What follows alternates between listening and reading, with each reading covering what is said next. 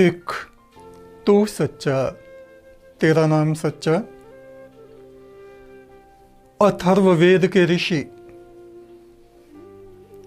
सबसे पहले मंत्र में ही कहते हैं, ओम ये त्रिसप्ताह पर्यन्ति विश्वरूपाणि विव्रतः वाचस्पतिर्बला तेषां तन्नो अद्य दधातु में। हे परमात्मा, तू जो वाणी का स्वामी है, वाणी का देवता है, तूने जो त्रिगुणात्मक विश्व को उत्पन्न किया है और इसमें सप्त होताओं को, सप्त ऋषियों को उत्पन्न किया है। मैं तेरी स्तुति करता हूँ, तुझसे प्रार्थना करता हूँ, अपनी दिव्य वाणी का अमृत आज तू मुझे प्रदान कर। जो बातें मैं कह रहा हूँ, मैं नहीं जानता कि आज के इस असत्य और अविश्वास के युग में मेरी बातों पर लोग विश्वास करेंगे या नहीं, लेकिन मैं ये जानता हूँ कि मेरा ईश्वर मेरे विषय में जानता है। जो मैं कह रहा हूँ ना वो अतिशयोक्ति है और ना वो असत्य है।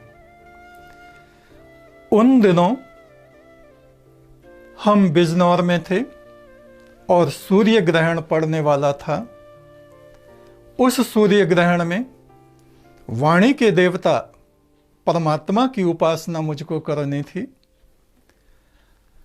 और मेरा विश्वास था कि इस ग्रहण काल में और उसके पश्चात ठीक 11 दिन तक मुझको उसी समय में, दोपहर के वक्त में, वो वाणी की साधना करनी थी।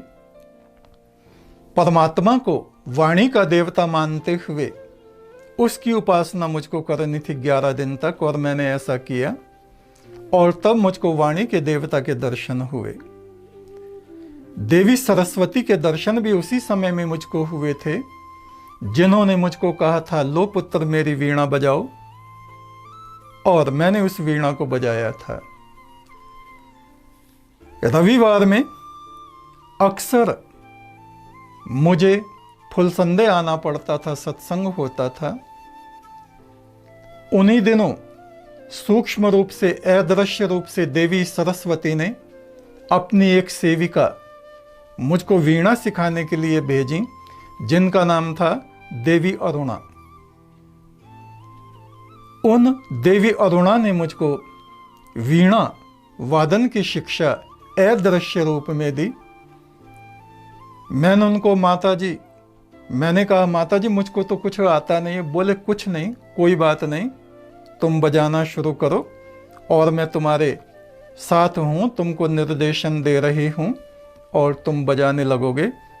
और हाँ, अभी मैं कैलाश जा रही हूँ, महादेव को कुछ कहना हो तो बताओ। उस समय मेरी चेतना दूसरे स्तर पर थी। मैंने उनको एक श्वेत वस्त्र दिया, कहा, महादेव को मेरी तरफ से ये वस्त्र अर्पित करना, मेरा प्रणाम उनको निवेदन करना। महादेव शिव हिमालय के राजा थे और अब वो अपने सूक्ष्म रूप में विराजमान हैं। उनके लिए सूक्ष्म शरीर और स्थूल शरीर में कोई विशेष अंतर नहीं है। उसके पश्चात जब हम लोग गांव के घर में ही रहते थे, हवेली में, मैं बाहर की कोठरी में बैठता था, ध्यान करता था। एक दिन बैठा हुआ मैं अपना सुमरन कर रहा था, आंखें मेरी बंद थीं। मैंने क्या देखा, 2-3 देवता आकाश मार्ग से आए, दरवाजे में प्रविष्ट हुए और एक छोटी सी किताब मेरे सामने उन्होंने रखी और वे अलोप हो गए। एक दिन फिर वे देवता आए और उन्होंने एक सुनहरी चादर मेरे सिर के ऊपर तानी और मैंने उस चादर को देखा आंख उठा के, तो उस पे ईश्वर स्तुति के मंत्र लिखे हुए थे। वे वाणी के देवता थे। तब से ईश्वरीय वाणियाँ मेरे निकट आने लगी, मेरे पास आने लगी और मैंने वाणियाँ लिखना प्रारंभ किया। सबसे पहली वाणी थी, नीचे समंद है ऊपर अंबर, घट में जहर की बोझ थकान, बिना तेरे ओ मेरे मीता पाऊं कहाँ चैन विश्राम। ये वाणी पूरी हो गई तो दूसरी वाणी आई, सुमरन पाठ। नमो परमेश्वर पार ब्रह्म ध्यामे ऋषि मुनि सिद्धगण, भर्गो ज्योति तरंग स्थित ध्यामे शुक सनकादि सनातनम, नारद शारद नार स्थित गावे निस्दिन योगी जन, ब्रह्मा विष्णु ध्यान धरें शिव शेष गणेश कार्तिके आराधितम। मैं नारायण, नारायण से मतलब देवता से नहीं, परमात्मा से। मैं नारायण नार तेरी, तू पुरुष मेरा पार ब्रह्म, एक तेरी आस एक तेरी याद में मैं सर झुकाए तेरी शरण। ये दूसरी वाणी सुमरन पाठ के रूप में पूरी हुई, जो हमारे यहाँ रखी हुई है और इसका पाठ कुछ सत्संगी करते हैं। तीसरी वाणी थी परमेश्वर चालीसा, और उसके बाद में अगली वाणी थी परमेश्वर सहस्त्र नाम, और इसके अतिरिक्त और भी बहुत सी वाणियां आई। एक बार देवी पार्वती मुझको दिखाई दी आश्रम में। उनके निकट काली देवी खड़ी हुई थी। देवी पार्वती ने कहा, पुत्र ये काली भी तेरी माँ है, इसको भी प्रणाम कर, इसका भी आशीष ले। तो मैंने उन देवी माता को प्रणाम किया। काली माता ने बच्चे की तरह मुझे अपने अंक में भरा और अपनी जीभ से मेरे गाल को चाटा, जैसे बच्चों को कोई प्यार करता है। एक बार और मैंने देखा, आश्रम में दो देवियां खड़ी हैं। दोनों ने सुनहरे वस्त्र पहने हुए हैं, एक कुछ क्रोध में है। दूसरी ने कहा, देख तू गुस्सा मत कर, ये मृत्यु लोक है, ये सब हमारे बच्चे हैं, गुस्सा करने से काम नहीं चलता, बालक हैं तो बालकों जैसे काम करेंगे ना। तो जो गुस्से में थी उसने कहा, ठीक है मैं तो देवलोक जा रही हूं। उसने कहा, तू जा, गुस्सा करने वालों का काम नहीं है मृत्यु लोक में, तू जा, तू अपना वहां पर तप कर, मैं यहां इन बच्चों को देखूंगी, इनकी संभाल करूंगी। गांव में जब हम रहते थे, हमारे पड़ोस में एक वृद्ध माता थी, उनका नाम था भागीरथी। गांव में उनको अंधी अंधी बोलते थे। पूरे घर का उन्होंने बड़ी अच्छी तरह से पालन पोषण किया। वो अपने घर को छोड़ के पीहर आ गई थीं और बाद में उनकी ऐसी हालत हुई, उनको एक भयंकर बीमारी हो गई, उनकी नाक से कीड़े झड़ने लगी। निन्याई उस बीमारी को बोलते हैं। कोई भी उन्हें अपने पास नहीं बैठाता था। मेरे पास अक्सर वो आके बैठ जाती। मैं कहता, दादी आप यहाँ बैठो, सुमरन करो, मैं आपको पानी पिलाता हूँ, भोजन लाता हूँ। वो बड़ी संतुष्ट होती, बड़ी प्रसन्न होती। फिर उनके घर के व्यक्तियों ने उनको जंगल में रख दिया कि गांव में जिसके भी घर जाती हैं वो उनको मना करते, तुम हमारे घर में मत आओ, तुम्हारी बीमारी हमारे बच्चों को लग जाएगी। तो उनको जंगल में रख दिया। एक दिन उन्होंने मुझको जंगल में बुलवाया और कहा, मुझको बेटा, मुझको एक सपना आया है, एक देवता मेरे पास आया, मुझको कहा कि तुम उनको बुलाओ, उनको कहो वो तुमको फीका दूध और फीके चने देंगे। रोज शाम को मैं उनके लिए फीके चने और फीका दूध लेके जाता। उन्होंने कहा कि मुझको देवता ने कहा था कि फीका दूध से और फीके चने से तुम्हारी बीमारी ठीक हो जाएगी, और वास्तव में कुछ दिन में वो बिल्कुल ठीक हो गई। और दोबारा वो बीमार पड़ी तो फिर वो ठीक नहीं हो पाई, पता नहीं बीमारी तो क्या लगी उनको दोबारा में, और उनकी मृत्यु हो गई। उनके परिवार वालों ने उनको गंगा जी भी नहीं ले गए, वहीं पे जंगल में उनका अंतिम संस्कार कर दिया। और जिस दिन वो मरी, अब मरी हुई को देखने में क्या जाता, मैं नहीं गया। मैं अपने स्थान पे बैठा रहा, जिस कोठरी में मैं पूजा पाठ करता था वहाँ बैठा रहा, और मैंने उनकी आत्मा की शांति के लिए प्रार्थना की। और अभी मैं बैठा ही हुआ था, क्या देखा, सूक्ष्म शरीर उनका उधर से पूरब के दरवाजे से उन्होंने प्रवेश किया। मैंने उनको प्रणाम किया।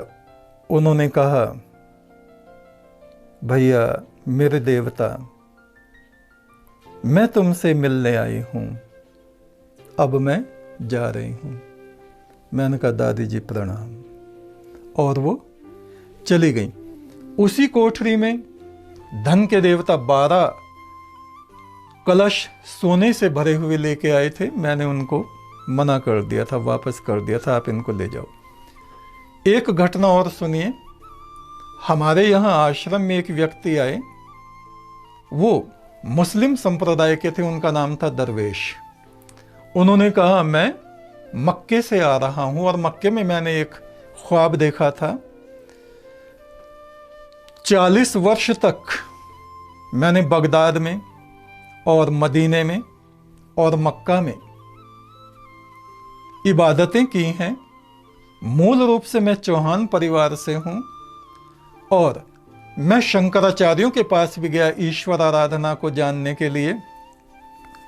जिस अखाड़े में गया, जिस महात्मा के पास गया, जिस पुजारी के पास गया, किसी को भी परमात्मा का मंत्र जपते हुए मैंने नहीं देखा। तो मेरा दिल खट्टा हो गया।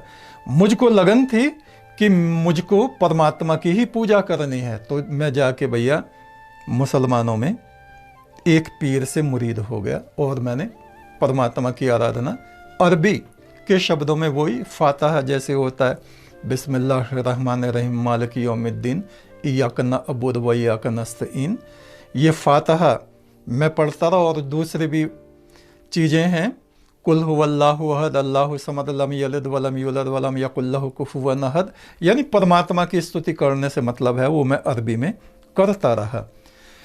लेकिन मेरी आत्मा बार बार मुझको कचोटती रही, अरे कमबख्त, तू हिंदू जैसे धर्म में पैदा हुआ था, तू देवताओं के घर में पैदा हुआ था और वो संपदा तुझे अपने घर में नहीं मिली और तू कहां ये मांस खाने वाला बन गया। तो उन्होंने मुझको बताया, गुरु महाराज आप मेरी बात को सत्य मानना, मैं काबे में था, महीनों से काबे में मैं अपनी इबादत में मशगूल था, हजारों मेरे शिष्य हैं। तो रात में तहज्जुद जब मैं पढ़ रहा था, तहज्जुद की नमाज पढ़ते हैं रात में 3 बजे, तो उस समय मेरी चेतना लोप हो गई और मैंने देखा कोई मुझसे कह रहा है, अब तुम हिंदुस्तान चले जाओ, हिंदुस्तान में यूपी में जाओ, यूपी में बिजनौर में जाओ, बिजनौर में एक गांव है फुलसंदा, और यहाँ का नक्शा मुझे दिखाया कि अब परमात्मा की आराधना पूजा वहां शुरू हो गई है, तुम्हारे मन में जो कांटा लगा हुआ है उसको निकाल दो। तो मैं पूछता महीनों में यहां आया हूं। तो गुरु महाराज मैं ये चाहता हूं, मैंने इबादत तो बहुत की और परमात्मा तो एक ही है, चाहे उसकी पूजा, उसके मंत्र तुम अरबी में जपो या वेद मंत्रों के द्वारा उसकी आराधना करो, लेकिन मेरी अपनी आत्मा में एक दुख है। हमने कहा क्या? मैं चाहता हूं आप मुझको देव धर्म में, देवताओं के धर्म में, वैदिक धर्म में दीक्षित कर दीजिए। मैंने कहा अभी लो। गंगा जल मंगाया और उनके ऊपर हमने छिड़का और कहा आप पढ़िए ओम भूर्भुवस्सुवः तत्सवितुर्वरेण्यम भर्गो देवस्य धीमहि धियो यो न प्रचोदयात्।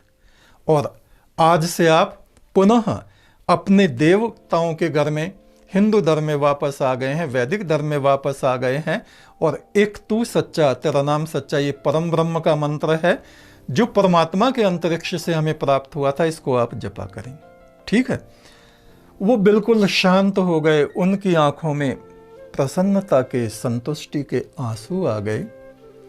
कई महीनों तक वो हमारे पास रहे और साधना, तपश्चर्या तो उन्होंने बहुत की थी, 40 वर्षों तक उन्होंने साधना की थी, और उस पिछली साधना के प्रताप से उनकी आत्मा में पुनः फिर से प्रकाश हो गया, वे संतुष्ट हो गए, शांत आत्मा हो गए। उन्होंने कहा आप हमारा नाम भी बदल दीजिए। हमने कहा ठीक है, उज्जैन में हमारे महाकालेश्वर हैं, हम उनके नाम पे आपका नाम महाकाल रखते हैं। वो संतुष्ट हो गए और उन्होंने कहा मुझे विदा कीजिए, और अब इधर उधर मुझको कई जगह भी जाना है। हमने कहा ठीक है, तथास्तु, शुभमस्तु। एक, तू सच्चा, तेरा नाम सच्चा।